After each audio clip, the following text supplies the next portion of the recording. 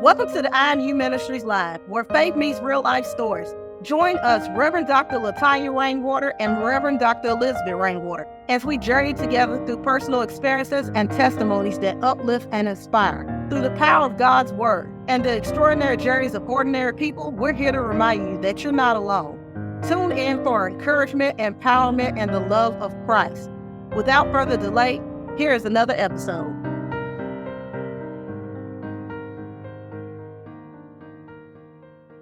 Hello, everyone. Happy Sunday. And we're back again. Both myself, Reverend Dr. Elizabeth Rainwater, and Reverend Dr. Latonya Rainwater, and we're here for episode 4 about our educational journey. So we're going to share stories about what we experienced in earning our degrees and what we went through, and just stay tuned. Okay, so let's start off with, let's talk about let's go from the beginning, high school. So for me, in high school, I was allowed the opportunity to actually go to a community college, as well as work a job and work study and go to high school all at once. So I basically would come from high school to my job, and then probably at night community college. And I think that was a blessed opportunity for me to even learn that I could actually earn college credits while I'm in high school. And that's an opportunity that not too many people know about. So if you are in high school, go to your guidance counselor or school counselor and talk about your options. If you got great grades and you are good at studying and you keep up with your work, see what your opportunities are so that you can earn an education that's before you get out, that's almost like a degree, because I was blessed with a lot of scholarships and grants going through that process. Well, my journey wasn't quite the same in going to high school, since we started in high school. When I was going to high school, I maybe about in 12th grade, I got a job during that time. And so it was learning how to balance having a job and going to school and just keeping up with that schedule. And that went all the way into college. But I had pursued trying to go to college during high school, but my guidance counselor would not let me get sign up for the paper, do the paperwork and everything to do that, even though I had grades. So sometimes it can be something where someone doesn't give you approval to do that. And that's what I went through. And so I just had to finish up all my studies and everything, and then move on to the next level, which turned out for the best for me, because I realized that I didn't really want to go to college then during high school, because when I was in high school, I didn't realize how many skills that I was not learning from sitting in my actual studies. When I would sit in like writing classes, you wouldn't learn about where all the punctuations go. You wouldn't learn the different writing styles.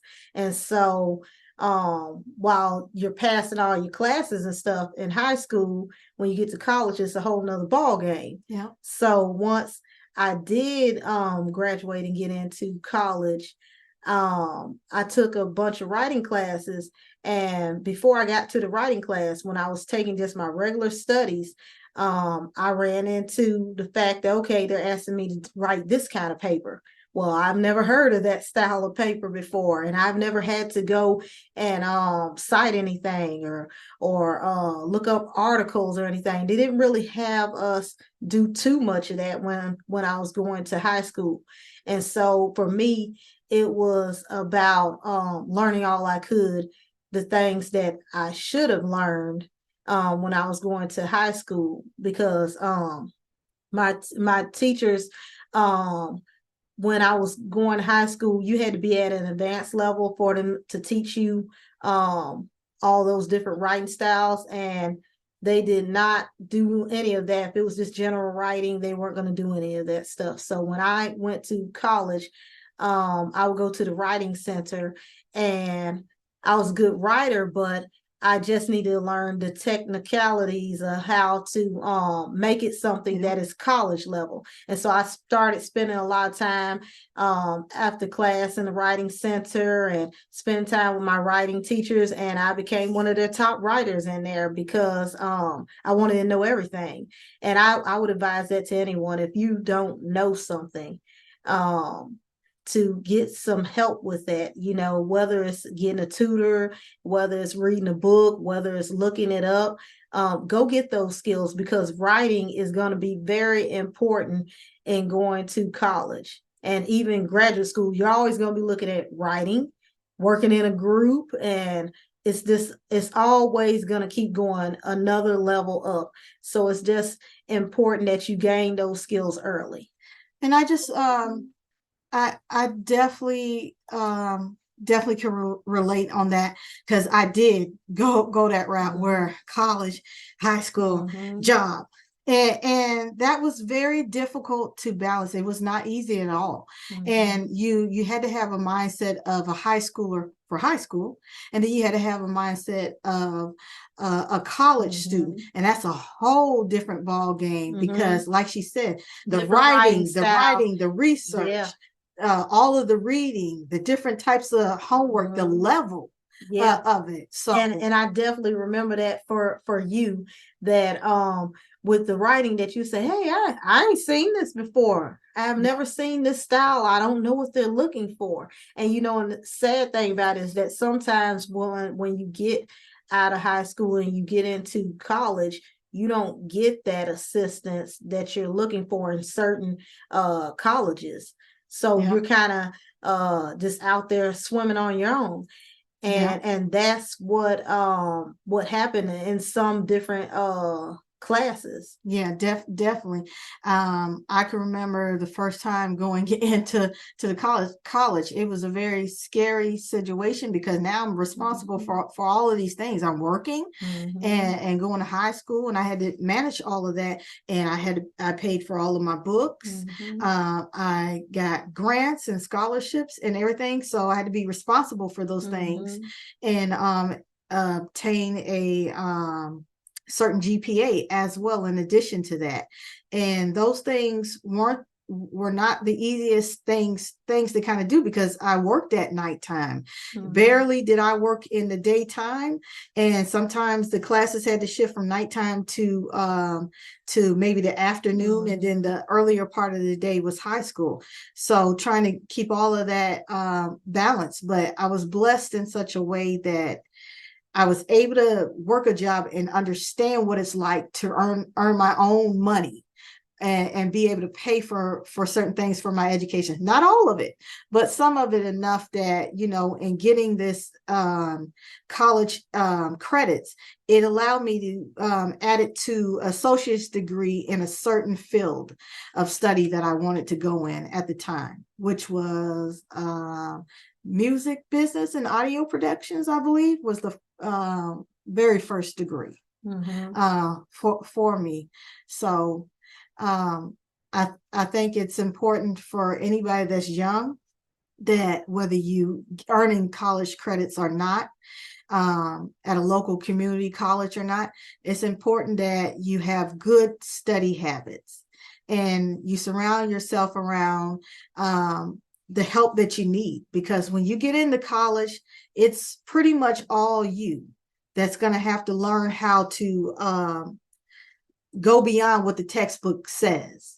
And so you have to train your own self to do some of these things. Like for me, it was the statistics. Nobody barely gave us the basics, so I had to learn how to do more than what they was given in order to pass that course. Yeah. So the thing about it is that when you're also going to college, that after you get out of high school, sometimes a lot of students, they don't know what they actually want to go to college for. So what I was advised is just to work on your generals, or to look at something that you're very passionate about. And for myself and even my sister, we both took music business. Sister, I took it a little bit later. I caught on a little bit later, but I wanted it more so for the writing side. But the thing about it is that when you take your generals and you look at the things that you're passionate about, you can kind of see from what the college is offering, is this something that I can picture myself having a professional career in? You can see how hard it's going to be, or you can see exactly what avenues you have to work through. I know for us that when we were going to college that there were internships, but they were very competitive with the internships. If you wanted one of those, you could also go and see someone that's actually working in that field of practice, which I think is very important to see, because you never know. If you go and be like an understudy, or you go and be somebody that just observes, or be an assistant or an intern, then you can see if that's something that you can see yourself doing on a day-to-day basis. I know that after earning my first degree, that I realized, okay, I didn't want to go into more so the music side. I wanted to still write. I have a very strong passion for writing, but I didn't want to go immerse myself into music. So what I did is, for my bachelor's degree, I had the opportunity to take the credit that I had already earned and add it in with my bachelor's degree to earn my bachelor's in business. And so I earned my bachelor's in business, and I found I was very good at that. I was able to help arrange groups, in which I really didn't like working in groups, but I was able to make groups function. And I was really good at research and writing and putting things together. And so I kind of found my niches as I went through things. And I think that that's very important, that as students get in college, and even when you're in high school, take a look at what would you like to do? And when you get in college, it may not be exactly the thing that you go there for, or maybe it could be, but you may end up going down a different route that may be the perfect fit for you. Because I know that after I finished the business portion, that we moved it on forward to our master's degree. And so, that was a whole nother ball game there, so now you done gained all your skills in writing and research and everything. And now you're taking it to a bigger level and a more focused perspective. And that for us was in marriage and family therapy and licensed professional counseling. And so, and that atmosphere was much more different, because you were surrounded around professionals that have been in this field for years. And so that for us gave us the opportunity to see that, okay, you're jumping head into a professional field. You're learning what does that atmosphere look like?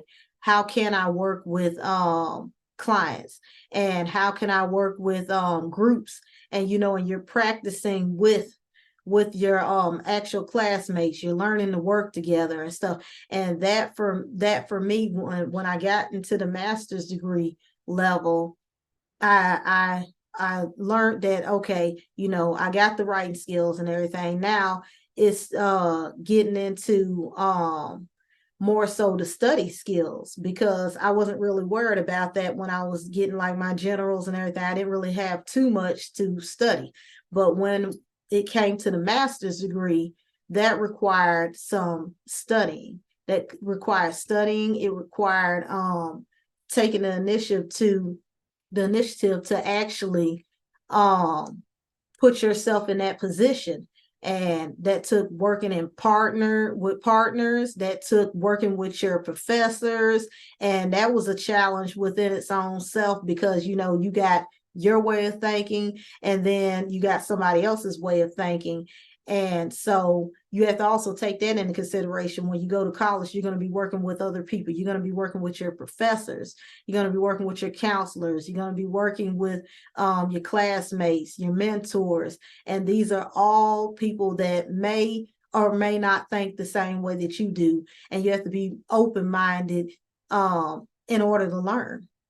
And I think for me, I went to for my bachelor's degree, it was paralegal studies. And I ended up kind of like what Elizabeth just said, is that I realized early on, even though that was a great degree in associates, and I used all of my degrees, I realized it's not enough. And so I went on to that next level for the bachelor's degree because I had a passion for families and also the law.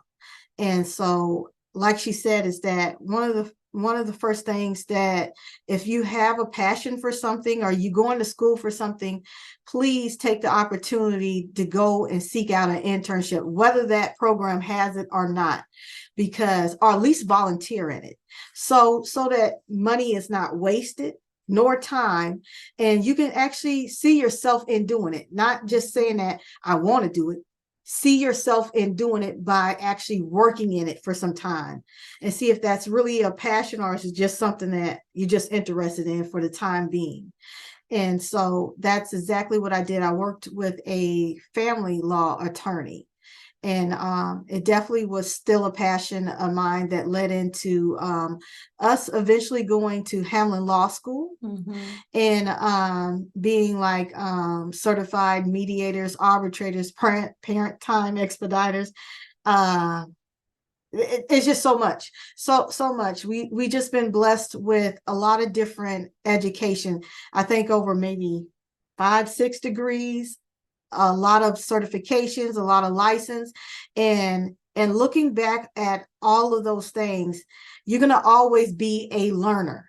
So whatever you field of study you go into, like for us, some of it was psychology. So they tell us in order to be at the top, you must complete a doctoral degree to be the best in your field of study. They will not even allow you, if you don't even have you can barely get away with it with a master's, but you have to have a doctorate in order to teach. And also teaching, you have to be an expert in what you teach. So in our case, if we were to teach something, it must be in the field of studies that we went to school for. And we learned that early on.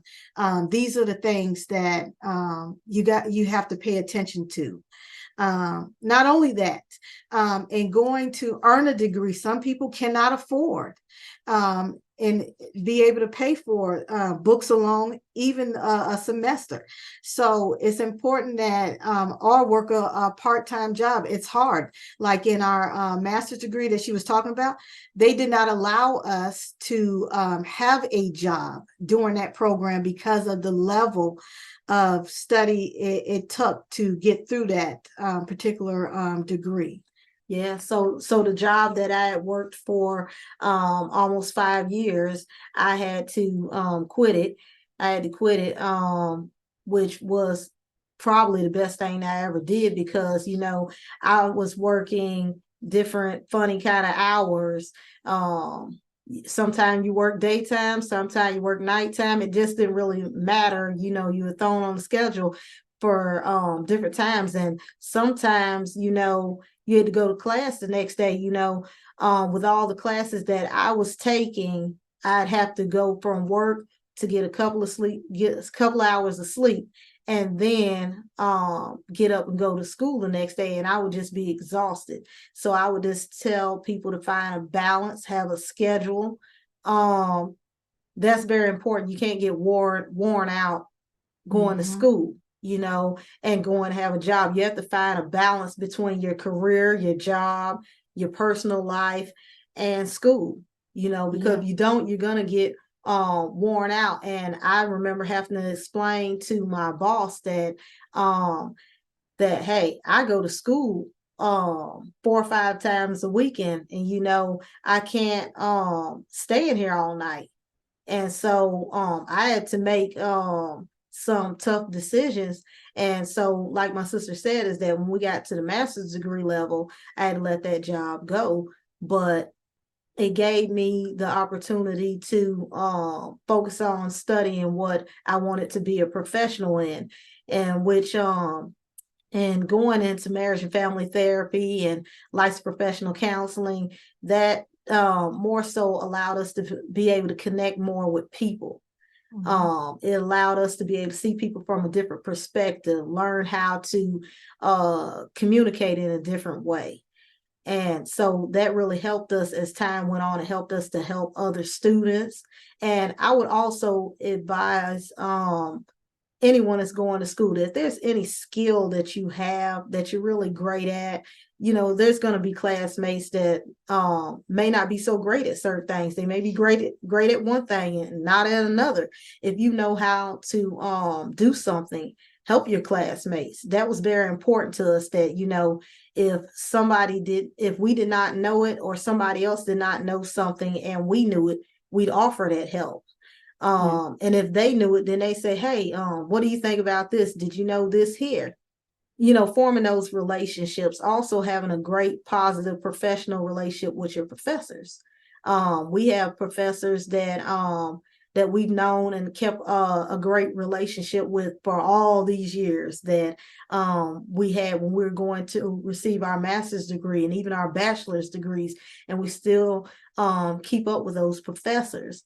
And it's just great to have that type of professional relationship. So I advise any student to form that working relationship with your professors, your classmates, and your mentors.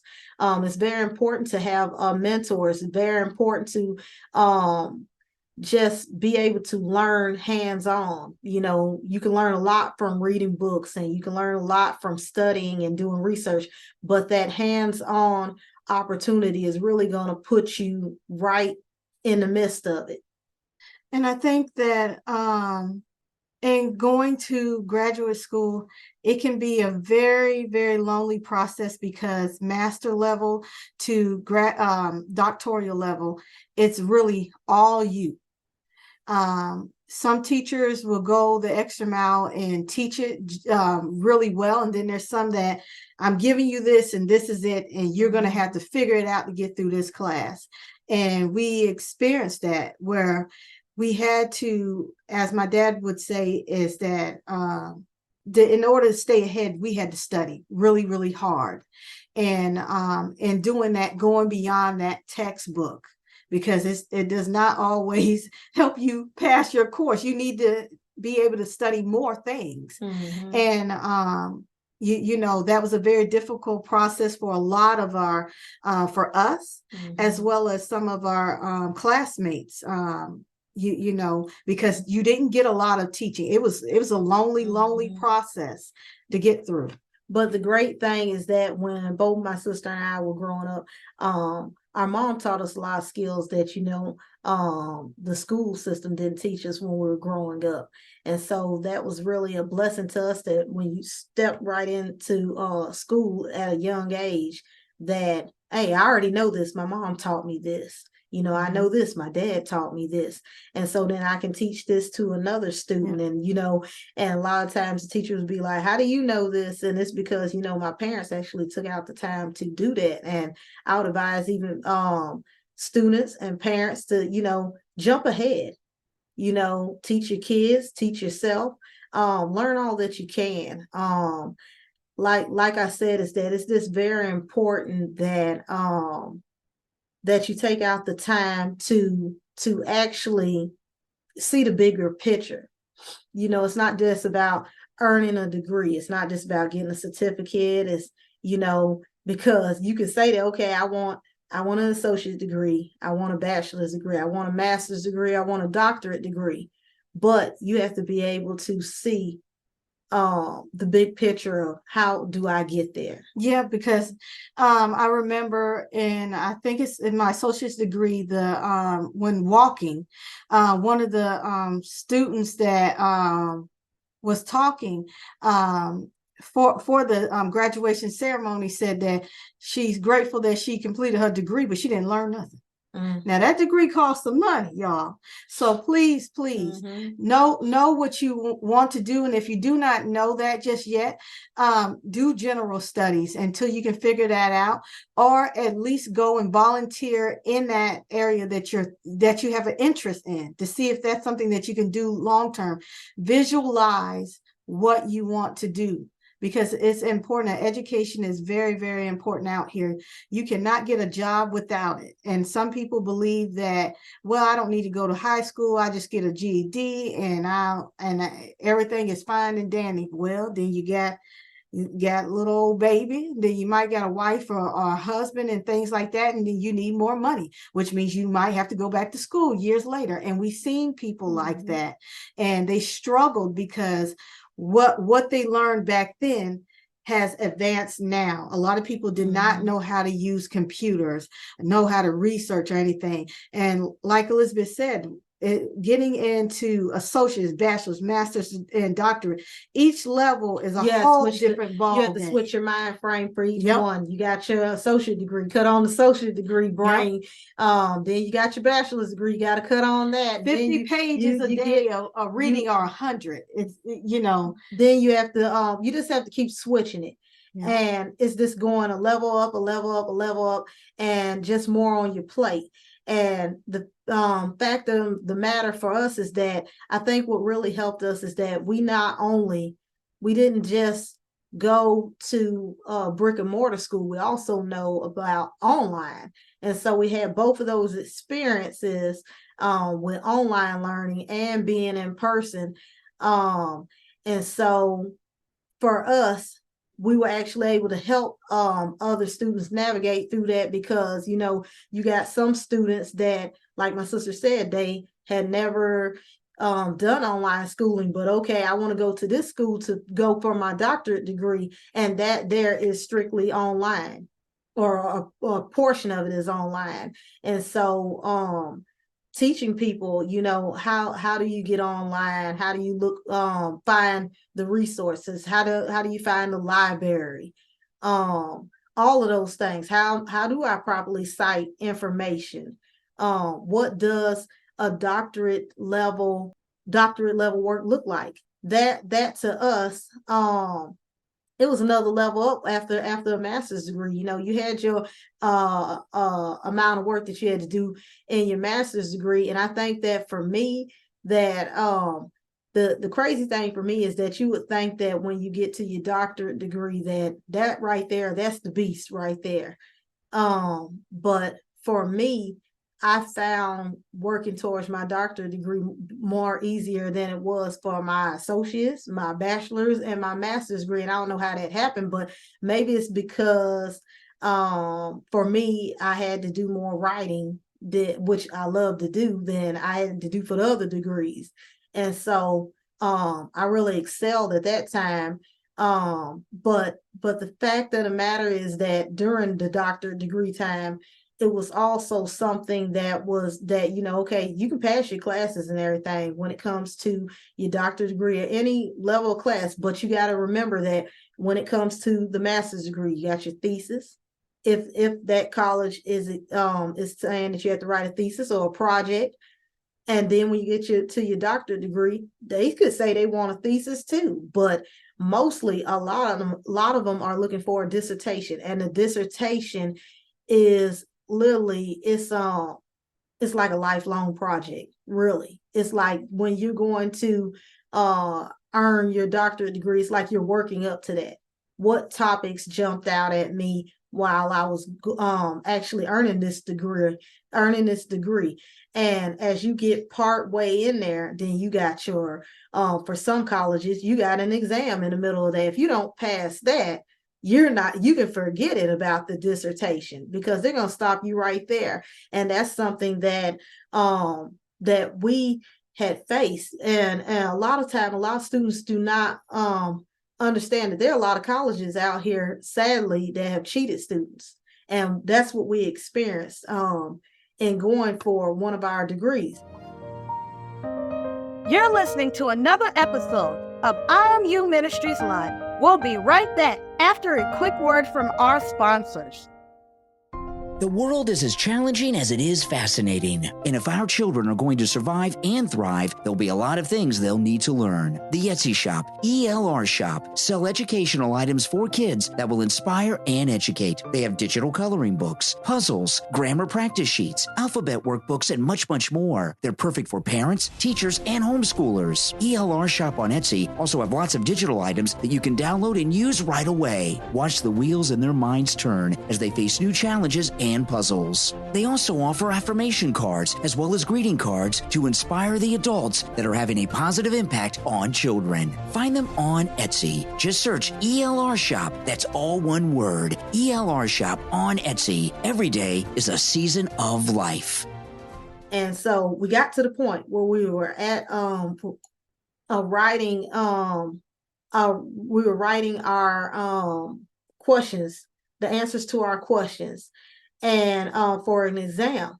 And the thing about it is that it's supposed to be based on, you know, what you've learned, how you view things. And so you're applying that stuff, and you got about four or three teachers that are looking at what you wrote. Okay, I don't agree with that. So no.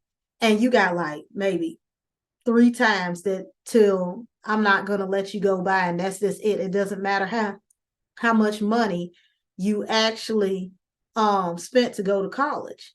And to come to find out, we look and okay, people will be like, this is perfect. But then you got 2 other people or 3 other people that's like, okay, if it's not 3, then okay, you don't pass. And that's what a lot of people do not understand. Okay, I can get these straight A's, I can get B's and A's. But when you get to a certain point, there could be an exam. But for our experience, we had a time where a lot of the students, they were getting not passed on purpose, so they could not get to their dissertation. And so we went through that experience, and both my sister and I, we look and we're like, okay, wait a minute here. You know, we know how to research. We know how to write. And we won't mention the school's name, but, you know, it's on one of those lists, you know, one of the ones that actually was getting a lawsuit. And the sad thing about it is when students work that hard and they know that you pass, and it happened to a lot of our classmates at the time.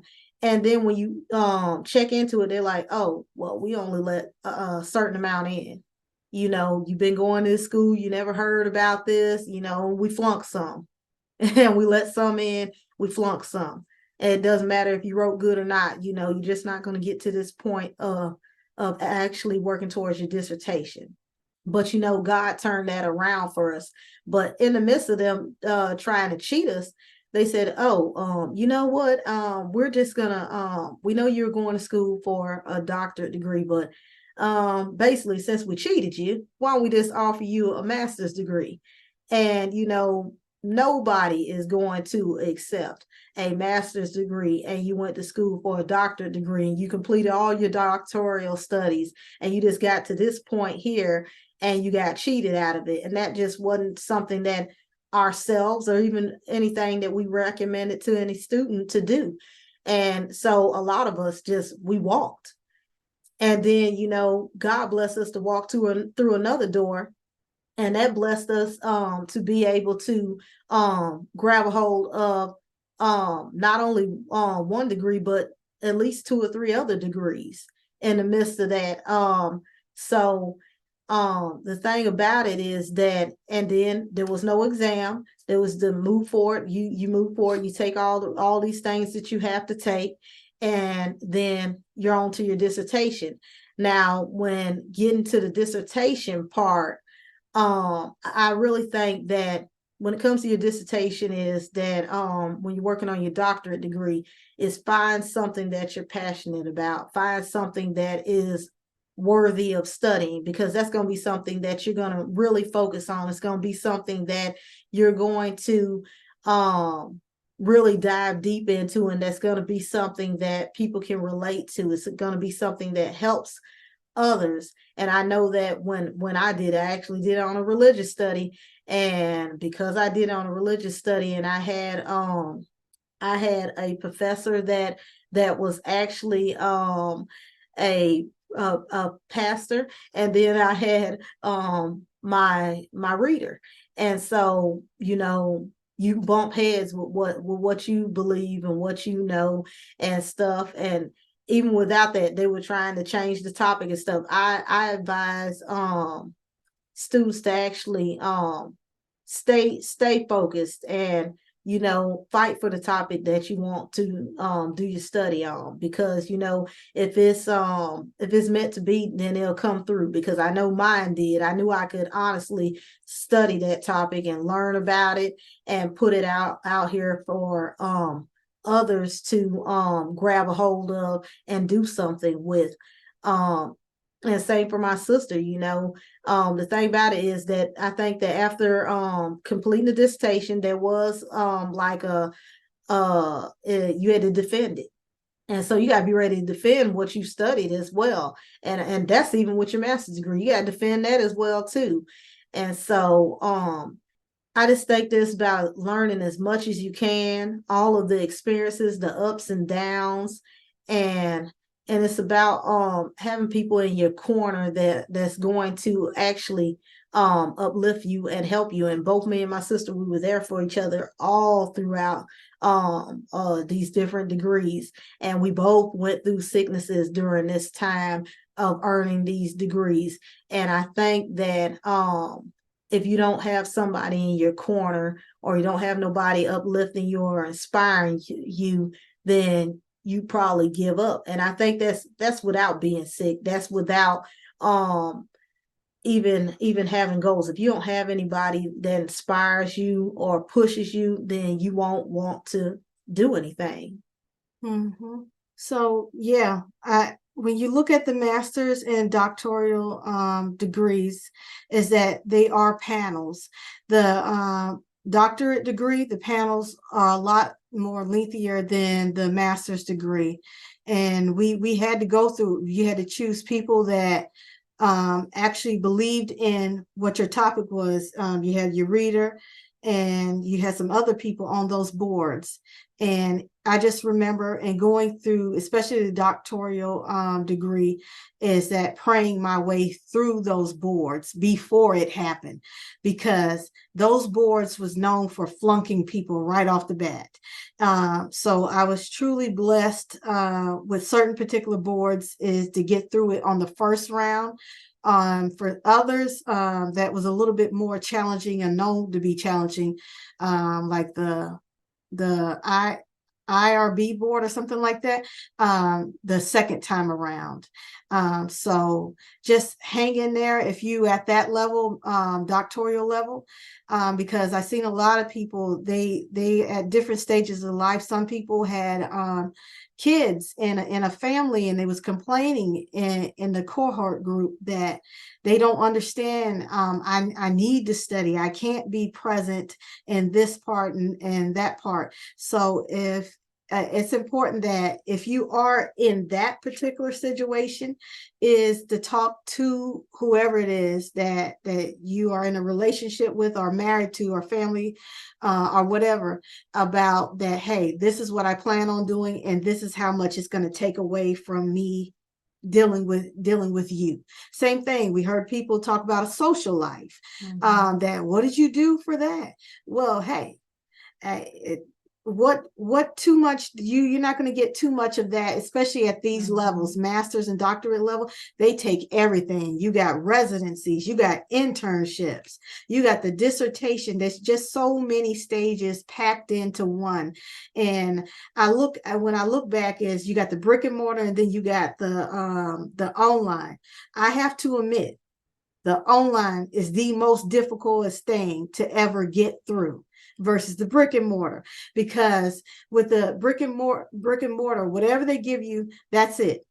But for the online, That was for you. The That was for online, you. the online for me. I liked it online. Discussions. You had all that reading, and I didn't have a problem with reading. But let me tell you something, ladies and gentlemen, that is going to school. If you think reading 20 pages for associate degrees or a little bit more than that is something, try 100 or a little bit more, because each level requires something. You have to be good at it. You have to be able to scan that book fast and learn all that you can learn in order to get through your course successfully. And I like to thank God right now, because we have 4.0 GPA, and that did not drop. And you know, and this is with being in emergency rooms. People did not realize we was in emergency rooms, and we'll leave the emergency room and go and go get a couple hours of sleep, and then go to class. That's how it went, our job or whatever.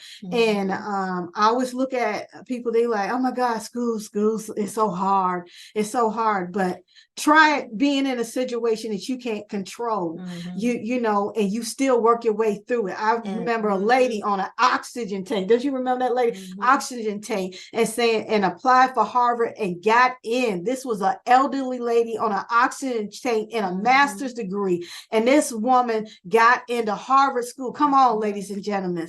Let's get out there and educate ourselves, because education is a terrible thing to waste, especially to throw away your money. You know, we had babies that is, every time we taught kids, is that we explain to them, that we ask them this one question: what would you like to be? And these are some amazing kids. They want to be scientists and all kinds of things. And then the next question, like my daddy did, both Elizabeth and I, is that he said, okay, what would you like to be?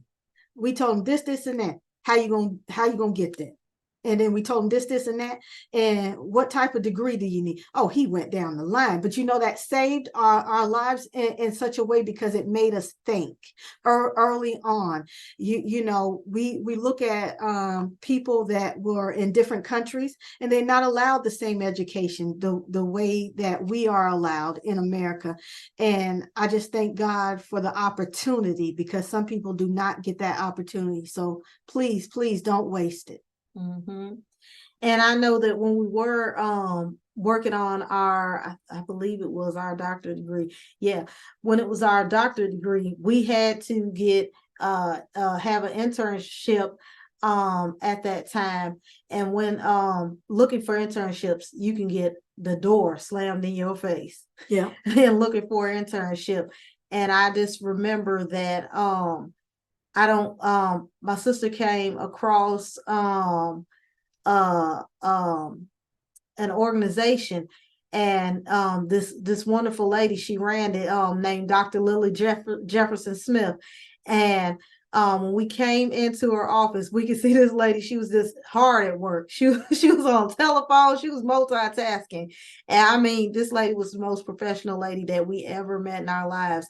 And there was only really one internship open. And so we were sitting in there, and I was like, okay, my sister's gonna go first. And I'm like, I know my sister, she knows how to communicate, and you know, either one of us would be an excellent choice to have. But I was like, it's just one position, so you gotta be happy for whoever gets in there. But you know, our mentor actually took out the time to speak to both of us, and she said, hey, I'm going to take two. And so we spent a good long time with our mentor, learning how she ran her biofeedback organization, and you know, just learning a wealth of knowledge. And she really inspired us and told us. We remember sitting in there with her, and she was like, you know what?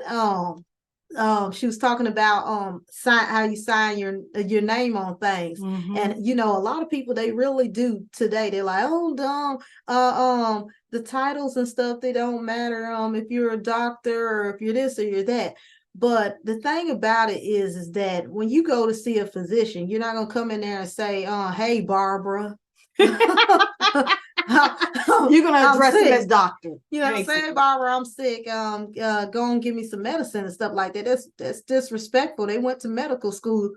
They work hard. They're not saying, hey, bow down to me or anything, but they're saying, I went to school for this, and I'm a professional. I worked it really hard. And that's what we really learned that really stuck with us, is that, hey, you earned this. Mm-hmm. This is important. Sign your name here. Dr. Latonya Rainwater, Dr. Elizabeth Rainwater. It took us years and we learned this. Sorry, Dr. Lily. And we learned this, and we would not sign our name. And we learned this too. And then we got to looking and we're like, you know what? You worked it very hard for this. You worked with other professionals, and other professionals are sitting there and they're signing their name. You're addressing them in their professional titles, but you're not accepting the fact that you're of value, you're of worth, you went to school and stuff. And even people that may not have went to school.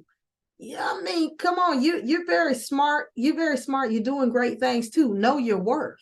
Yeah, yes, Dr. Lily, if you're listening, which you probably are at this point, but she would tell us, I mean, she signed everything, doctor, everything, her checkbook, everything was doctor. Said, hey, wait a minute, come back here with that piece of paper. I need to put doctor on it. And we was laughing about that at that time with her, but you know what? We understand that, because nowadays, one thing I do not care for is that, when you sign your name or something and somebody responds back to you and they see that your name is this here, whatever credentials that you have on it, and they write you back as just, okay, like Latonya, and it says doctor on it, and you're talking to another doctor, and you're addressing and respecting them and say doctor this, but they call you Latonya. Ooh, man, that kind of stops my heart right there, because I went to school. I paid a lot of money. I worked extremely hard to educate myself and to be called a doctor. So for those who have did that, it's important that, if somebody is respecting you and calling you a doctor or whatever you are, then to give it back to the people, because they work extremely hard. It costs too much money for these degrees, y'all. In fact, in going to school, practice that even before you earn that degree, before you earn that doctorate, that master's, whatever credential you earn stuff. Hey, if you're Miss Smith, hey, you're gonna call me Miss Smith, or you gonna call me Miss Lauren, or whatever. Getting that state of mind of a professional. Now wait a minute. Wait a minute, y'all. Let's back that up. If you are in a doctorate degree, do not say I'm doctor. No, I'm saying get in a professional state of mind. I didn't say lose your mind. So in this case, if you are in a doctorate degree and you want to be recognized, you cannot call yourself a doctor. So it'll be all but dissertation, ABD. But the thing of it is, also for those that is in a specialized program like we were, like for psychology, is that you cannot call yourself a psychologist or a therapist without earning that degree or taking that exam. And so a lot of people do not know that. They call themselves all kinds of things out here. And that kind of stuff is important. And also, like I mentioned earlier, you are always going to be a forever learner, because if you went to a specific field, you have to stay current in everything that pertains to your field, especially if you want to study, if you're still in it and got a job, professional career in it, you need to stay educated. And you can do that by going to conferences. Yeah. You can do that by being a presenter for an organization. Continuing education credits. You can do that by even earning more certificates and to add on to your skills. But like I said, is that put yourself in that state of mind of being a professional. I don't care if you're just working a job. You're a professional, that you're doing something that a lot of people are not doing, and you have to be professional at that. It doesn't matter how anybody acts. It doesn't matter how anybody conducts themselves.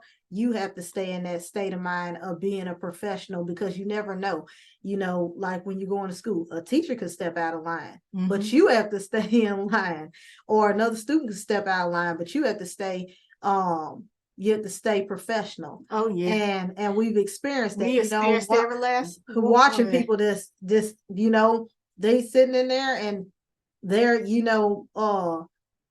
should be conducting themselves in a mature manner, but they're in there fussing, they're in there fighting, they're in there messing over one another.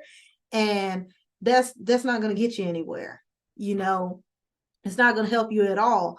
And the thing about it is that even though it's a lot of hard work, whenever you walk across that stage, or you get that paper sent in the mail, whether you walk or you don't walk, you're gonna feel really proud of yourself that you hung in there and accomplished. Yeah, you're gonna feel very proud of yourself, because I know that for my doctorate degree, I didn't get a chance to walk, but it didn't make me any less proud of myself.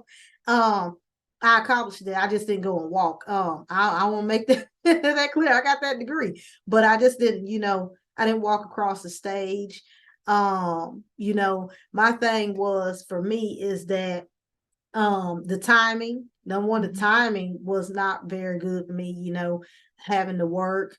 And also towards the end of earning the doctorate degree, me and my sister, we opened up a hobby.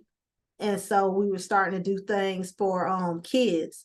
And so and also I feel that, I feel very strongly that if somebody does not believe in what you're working hard towards, I don't care if it's a reader, I don't care if it's your professor. A lot of these people, they're putting that hood over you.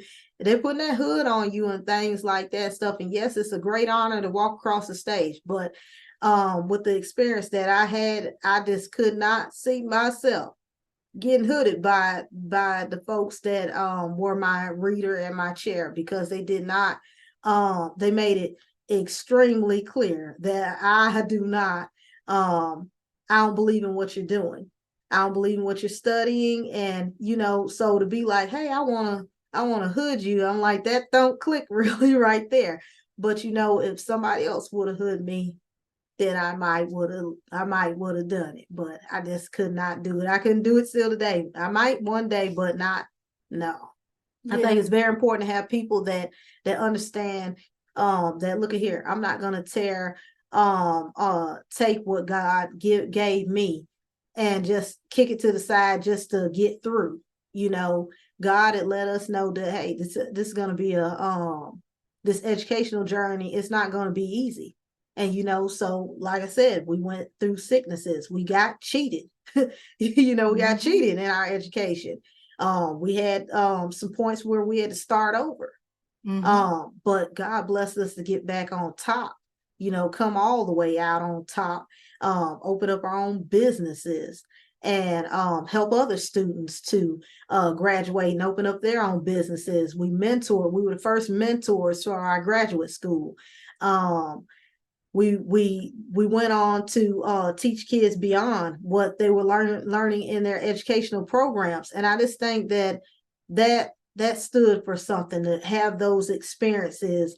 And I think that, if we did not have those experiences and going to school, and, from younger childhood all the way up, that, this is important.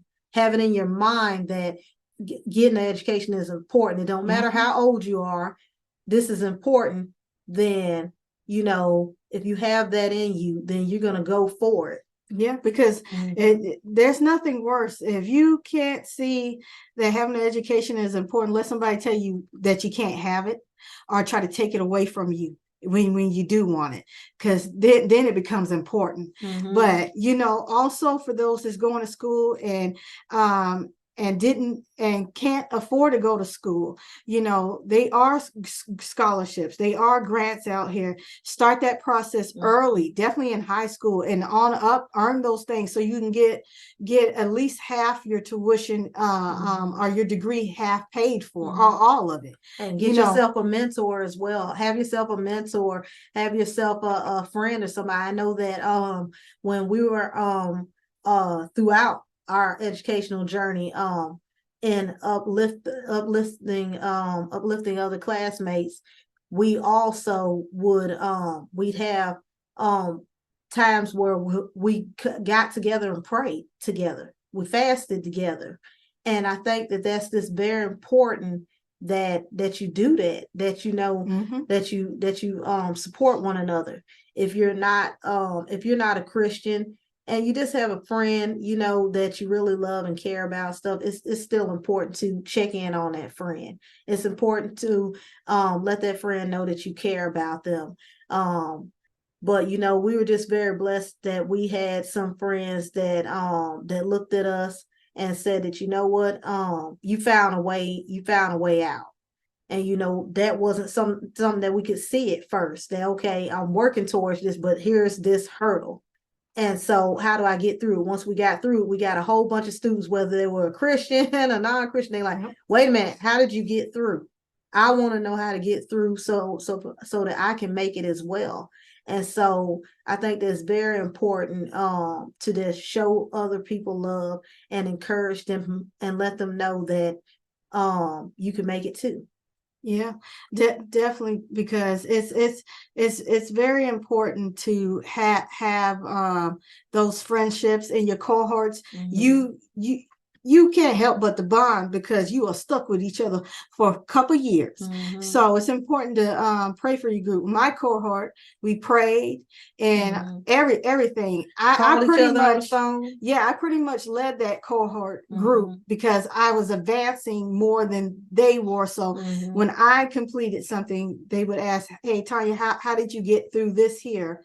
Can you help guide me through that process? So that's what I did so all of us can get out of that school. Yep. And that's what I did as well. That's what I did as well on my end. And I stayed in touch with my classmates, and I made sure that, okay, you're about to go take your exam. If I'm taking mine first, okay, this is what you're going to be looking at. And just helping people to prep, and they they were able to actually feel more calmer about it, and a lot of us, we passed it right on the first try, with defending your dissertation. And for a lot of students that did not happen. I saw it with a lot of my classmates that they would say that, hey, this is my second time doing this. Please help me, please encourage me. I have a family, or I still have to complete some residencies that I didn't complete. And those residencies, they can be very expensive, and they can take you away from your family. So you have to be prepared mentally and physically, and you have to be just willing to go that extra mile, because the thing about it is that education is changing. And that's one thing that we see. They're kicking out certain things that we were taught in middle school and high school, and as little kids in elementary school. They don't have certain things available to kids anymore. I know that whenever we were looking for things, because we're still educators, we put together classes, we're teachers still, and we have our own school that we're working towards. And so we go to do some research, and the library that, we grew up with going to the library all the time. Our parents took us to the library. And, when you get in there, you have the librarian. She's going to show you, she or he going to show you how to do research. They're going to show you where you can find your books and stuff. Now you flash forward 2023. You go to the library and you say, hey, can you help me look for some resource for this? What's a resource? Or what's an article? What's an article? What do you mean MLA, APA? Well, I've never heard that. What's Chicago style? I'm telling you right now is to learn APA, MLA, Chicago style, any whatever style, else they have any out style that they got out here. I'm telling you to learn how to research, learn about the internet. The Go different type of databases Yep. on the Yep. library. See what's available to you. See what you have to pay for. See if there's any books out here that can help you with it. I'm telling you that to go inside a library now is It's baffling limited. to me. It's baffling to me that you can't you get limited help in finding things. And it's this the world's just changing. Everything's becoming technical and more so on the internet. And I really find that it's important that you dig deep. Mm-hmm. You have to dig deeper than you ever did before to find these things, or else it's going to be really skimpy. I've worked with other professionals that do not still know how to cite work, do not know how to research, and therefore, we're teaching them and saying that, hey, no, this is not the correct way to do this, and you can find this by doing this here, or this is how you interpret this. And it's this very important that you stay on top. Yeah. Just like Elizabeth said, I have an experience where I taken over 5 different types of statistic courses because it was required in my program. And, I never took statistics in my entire life. And I became an expert in it. I outdid the teacher to the point that she said, anybody ever asked her any questions, she said, go to Tanya and she'll teach you to go through that process. And I'm like, wait a minute, I'm getting paid for Yeah. And that's what happened in my research in my writing class. The teacher said that, Elizabeth knows how to do. Elizabeth got an A in here. Go ask her. And I was like, wait a minute. I asked you this the other day, and you said that, well, this do it according to what you think and stuff. I'm telling you, this is becoming a time where it's really every man for himself. But it doesn't have to be. If somebody knows what they're doing, you help one another. You help one another be great. You help one another be educated. Because I'm telling you, it's going away. A lot of it is going away, and it's turning into a whole nother thing. And it's this really important that you take education seriously. I've heard a lot of young folks say, I don't want to go to school. I don't want to go to school because of the debt. I don't want to go to school because I don't know what I want to do. I don't want to go to school because I can go and do what I want to do without it. I just go get a job, or I'm too old. Yeah, or I don't know nothing. Yep. And so the thing about it is that when you get all these different things floating around in your head, then you creating your own disappointment. Yeah. When you can go out here and get this. Yes, sometimes a lot of students come out with school debt, but a way that I look at it is that I may come out with school debt, but I'm not going to come out without not having no knowledge. I'm going to learn something when I come out. I'm going to do the best that I can. And I'll tell you another thing before we close is that, if you don't come out with a job, one thing that we learned, if you don't come out with a job and what you went to school for, you can complain and say that, okay, well, I couldn't get nothing in this. I got this education. I got this debt. But you are so bright and smart enough to create something for yourself. And that's what happened. And you can create your own career. You can create your own dream. You can unlock doors for others. And the thing about it is that if you don't, then you're going to be depending on someone else. And somebody else could be taking your stuff, using it for something. And you could have made it even greater because even more so what you're doing than maybe that person does.